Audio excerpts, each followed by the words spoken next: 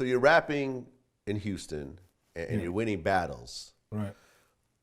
Now the Geto Boys originally came out with an album, but the lineup was a lot different. I think like Ready Red was the only person. Well, I mean, I think Bushwick Bill and Ready Red were in the original Geto Boys with two other rappers. Is that correct? Well, no. First and foremost, the first three GBs were Raheem, Sir Rap-A-Lot, which is where the Rap-A-Lot name come from. Sir Rap-A-Lot is Jay Prince's brother. And let me say, what did I say? I said Raheem, Sir Rap-A-Lot, and Jukebox. Those were the original three Geto Boys. And then when they put their album out, the lineup switched because Sir Rap-A-Lot went to jail. Raheem went solo. And then so you had Jukebox, and then Prince Johnny C came in. And then you still had Ready Red DJing. And then Bill was a hype man. So he's on the album cover, but he was not rapping at that time. He was a hype man. I was signed on as a solo artist. Jay Prince and I had the same barber. We from the same neighborhood. My barber used to always tell me to hook up with Jay. And after a year of him really just riding me, saying, man, y'all need to hook up. You got the talent, he got the money, put it together. Y'all blow up, make a movie, and put me in it. That's basically what he would say. You know, he wanted to be in the movie. So I was arrogant. I was real arrogant about it. I felt like I was the best artist in the game, you know, in Houston, period. I felt like Houston was mine. And I knew Jay knew it. He knew what I was capable of doing, and I was like, he need to come to me. You know, just stupid, just arrogant, like, you know, like some of the artists are today. Just real, real arrogant. And finally, I just gave him my number just to shut him up. And 2 weeks later, Jay called me. And I came in for an audition and nailed it. And I had a contract a few weeks later. So I came in as a solo artist initially. And then Jay was liking what I was doing in the studio. And he was like, man, why don't you write some songs for the Geto Boys for me? I mean, can you write a couple songs for the Geto Boys for me? I was like, yeah, that ain't no problem. So I wrote Let a Hoe Be a Hoe and Do It Like a Geo. Those are the first two songs I wrote for Geto Boys. And Prince Johnny C was married. He didn't want to do it. He didn't want to rap Let a Hoe Be a Hoe. He rapped on Do It Like a Geo, but he did not want to do Let a Hoe Be a Hoe. And so he quit the group. And Jukebox was going to still be in the group. So Jay came to me one night and he asked me to join the Geto Boys as a favor. And I said, no, I do not want to be in a group. And you know, he was persistent. He was like, well, do it for me. So I was like, yeah, you know, how you gonna turn the dude down that's investing in your dreams? How you gonna turn that type of cat down? Nobody else was investing in my dream. This dude was like putting his money up. I mean, you know, I needed him. He needed me, but I needed him too, because I probably needed him more because he already had money. So, right. And I've always been a team player, so I was like, yeah, okay, I'll do it for you. So now it's me and Jukebox and the Geto Boys, and Jay is telling me about this new dude he got on the South Side named DJ Action, who everybody know now as Scarface. So right. That's gonna be the group. So Jay comes to pick me up in the van. It's Brad, it's Bill, and Bill is just hanging out. We're not gonna have no dancing and shit in our group. So myself, Brad, Jukebox are gonna be the Geto Boys, the MCs, and Ready Red is DJing. So in the van it's us and Bill, Ready Red, and Beto, who was Brad's producer at the time. So we get to the ranch, to Jay's ranch, where he had a makeshift studio, recording studio. And we start doing the music, and like the same night, I believe, it was either the same night or the next night, Jukebox quit the group because he had some personal issues. I guess he didn't think that it was gonna work because he had already been rapping for a while. So he quit. A couple of days later, Bill is sitting in the studio just hanging out, drinking 40 ounces. He drinking on a 40, and he's rapping Public Enemy. Yes, the rhythm, the rebel. Without a pause, I'm lowering my level, and he's just sitting over there in the corner like drinking. And I look at him and a light come on. I was like, man, I said, man, let's put Bushwick in the group. Let Bushwick say jukebox parts. So everybody started laughing. I said, nah, man. I said, I'm serious. Let me write him some. I said, no offense, Bushwick, but if I saw a midget rapping, I tripped the fuck out. But they're gonna take you serious because I'm gonna write you some serious shit. I said, let me write him something, man. If he do it, he in the group, right? So Jay was like, I don't know, Jay like real cautious. He's like, I don't know, man. Bill, what you think? Bill was like, I don't know, but I can try. So I took Bill downstairs into the breakfast room and I asked him some personal questions about himself, and I embellished it with what I thought it might be like to walk in his shoes. And I came up with Size Ain't Shit. 3 days later, he recorded it, and that's how Bill became a ghetto boy and a rapper. Now, at the time, because I talked to Scarface a lot, and we did an interview. I think he was telling me that little motherfucker real, man. He was selling fucking cars and shit, made a living out of that shit, bro. That shit was cool. Nigga had car lots and shit as a kid. Amazing. Like, who fucking thinks like this? Nobody. Not at 20, 21, 22 years old. No. No. No. It's amazing to me. Like, I'm 44 and I'm still not on that wavelength right now. The dude has always been, I was about to say a little bit more advanced than everybody else, but a lot more advanced than everybody else. And he's doing everything you can think of, Always had money and shit, Absolutely. Yeah. So you guys came out with your album, and that was on Rick Rubin's label? First album was independent. It was Rap-A-Lot. It was on Rap-A-Lot. Okay, right, but it got re-released. Like a similar version got re-released by Def American. Under the self-titled Geto Boys on Def American. Yeah. Right, and you guys were the first gangster rap group out of the South. You guys were essentially the NWA of the entire South. Is that pretty accurate? Yeah, well, more accurately, we were the Geto Boys of the South. Right. Yeah, we were the Geto Boys. I mean, we was not trying to mimic anybody. I mean, we were doing our shit, doing us. Yeah, I'm not talking about the similarity. I'm just talking about the impact, like the way impact, the way NWA made impact on gangster rap on the West Coast. It was the Geto Boys that made the big, huge impact on the South. We did, but you know what? And I hear people say that a lot. But the thing is that I felt like our impact was far more reaching than just the South. A lot of times people try to put us in that Southern box and just say, South, and put the South on the map, and all that's cool. But it's Geto Boys all over the world, and we've always maintained that we don't want to be just respected and accepted in our region. We want everybody to fucking fuck with us. We want everybody to respect us, and because we're gonna speak for Geto Boys all over the world, not just in Houston or not just in the United States, but we're gonna speak for Geto Boys all over the world. We're gonna speak for the poor and disenfranchised all over the world. We're gonna speak about injustice all over the world, because the same dirty ass shit the cops are doing out here in the US, that same thing is going on in other countries. Every country, they got some group of people that they oppress. Every single country got that shit going on. Now, it's just that in this country, it's just so much more fucking pervasive.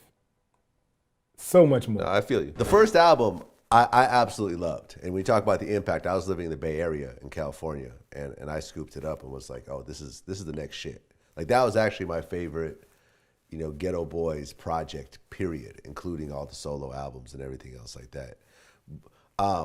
But you guys really kind of blew up in the mainstream with your second album, We Can't Be Stopped, because it had Mind Playing Tricks on Me. Would you agree with that? Yeah, yeah. Okay. Now, that album cover with, Bushwick Bill with the with the eye messed up, and you guys next to him on the in the hospital. What exactly happened before that? Because I've always heard kind of differing stories. What exactly happened to Bushwick Bill? I don't know exactly what happened to Bill, exactly how he got shot. Because Bill himself has said this story in different ways. So I don't really know exactly how he got shot. But I know once we got to that hospital, when he got shot, it was not about the group thing. It was about a brotherhood. It was a brother thing. When he got shot, first thing come to my mind, let me go check on my brother, make sure he's all right. So, and I'm thinking about doing something to the girl. Like, I know she didn't fuck with our homie like this, didn't do this to my homie. So we get to the hospital and we go up to see Bill. His eye gone, but you know, he's alive and he's conscious. So I have a little discussion with him. He's speaking, he's drowsy, you know, he's medicated. And I asked him, you know, are you all right, man? Yeah, I'm all right. And he was like, Will, please don't hurt her. Please don't hurt her. It was my fault. It's my fault. So we go back downstairs and we start talking amongst ourselves. And Cliff Blodgett, who was the co-owner of Rap Lot at the time, brings up the fact that we need to shoot the cover of the album because we had just finished recording the album. Now we got to do the cover. What are we going to do about the cover? Is what Cliff wanted to know. And I said, well, shit, we're going to shoot the cover? Well, let's shoot the cover here. So Cliff was like, I mean, are you serious? I said, man, let's shoot the cover right here. So he was like, well, how are we going to do that? I say, me, Bill, and Brad, we're going up the stairs and we're going to go shoot this cover. And he was like, well, who's going to ask him? I said, shit, I'll ask him. So we go upstairs, I go back upstairs, and Bill's laying on the gurney, and I was like, Bill, man, we need to shoot the album cover. We need to shoot this album cover. You down? Bill was like, yeah. Now, so Cliff goes to, I come back down, tell Cliff it's a go. Cliff goes to his car, get the camera, come back upstairs, and Brad and I roll Bill down the hallway on the gurney, and Cliff starts snapping. And that's how you get the cover. You didn't co-sign this idea? Fuck no. That was probably the craziest album cover ever. You know whose idea it was to use that motherfucker though, right? Jay? Shit. Jay said that's gonna be the cover? Shit. And you know that's what I mean, look at it. You gotta give the man his fucking, he was light years ahead of the way we was thinking. Or the way I was thinking. Right, I would have never thought to use I'd that. never in a million fucking years. Maybe an insert. Never. Maybe a little picture on the insert. No, sir. Even that. Not even that. Not even that. So Did were you you see like that look on my fucking face when he took that patch out? I was like, was that We Can't Be Stopped? yeah, man. Look at that look on my fucking face, man. You look kind of uncomfortable. I was very uncomfortable. They like, man, Bill finna die. You better come up here and take this picture. That's kind of what it was, Bill. It really was, man. We didn't know if Bill was gonna make it or not. Right, you got a cane with you also. I was fucked up behind that picture. And then Bill had his little ass, he's in there fucking half dead. Right, and you actually see his bloody eye. Oh my God, bro. So y'all actually went to go see him in the hospital. No, we actually went to go see him and take that fucking picture. Oh, so that was a photo shoot that y'all were doing? That wasn't just a random shot? Nigga, Jay don't play. Jay don't play. Nah. That was it. If Bill was gonna check out that motherfucking day, we was gonna have some pictures of Bill checking out. Right, because Willie looked like he got kind of a crazy looking jacket on, like a purple jacket. Yeah, so this was really a photo shoot. I mean, pretty much. Wow. I don't come the fuck dressed like that just every goddamn day. You don't just show up to the hospital like that? Shit, I ain't cool like that. I might be cool like that now, but I wasn't cool like that back then. Now, some people say, well, that was kind of heartless, man. You know, why would you do something like that, blah, blah, blah. Here's the deal. We've always prided ourselves on being survivors. We Geto Boys. The name of the album was entitled, We Can't Be Stopped. Okay? Now, even if Bill had died, we're gonna figure out a way to shoot this fucking album cover, because we can't be stopped. All right? I don't understand where all this soft-ass, mushy shit come from. If you can't be stopped, you can't be stopped. And nobody can stop me. If I can't be stopped, I can't be stopped. Period. Right. Nobody can fucking stop me. Nobody's going to stop me. I don't have a preference on who I will take out, who tries to stop me. I don't have any limitations on that. So Bill is alive. Yeah, he's incoherent. Yeah, he's ill, but he's fucking alive. We need to shoot this fucking album cover. Let's shoot this motherfucker and put this shit out. And that was my mentality. And it's still my mentality to this day. If shoe was on the other foot, I would have no reservations about anybody shooting me with a camera. Now, you said the bill told the story a few different ways, but if you were to give an educated guess as to what happened, like the story that I heard was he had, I guess, beat up his girlfriend and he felt bad and he asked her to shoot him in the eye and she ended up shooting him. That's kind of the story I heard. If you were to piece together the story yourself, what happened? I mean, that's what he said. I mean, but the best version of the story that I heard was that the most believable version of the story that I heard was that Bill was on one that night. He had been drinking some Everclear and going real hard. And he was awed out. And he started becoming belligerent and stuff, and and saying he was suicidal. He was suicidal. So he gets his gun and he starts threatening the girl to shoot him or he's gonna throw a baby out the window. This is some believable shit, because Bill is wired like that. So this sounds like something Bill would do. So from there, I hear that Bill, they're playing with, they're messing around with the gun.